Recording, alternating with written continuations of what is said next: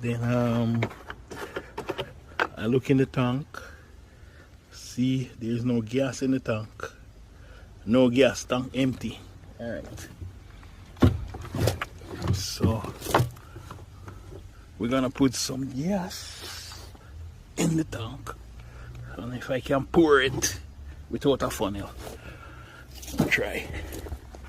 Maybe we can pour without a funnel.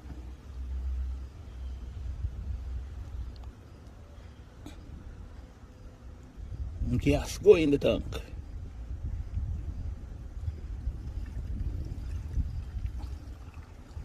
Right.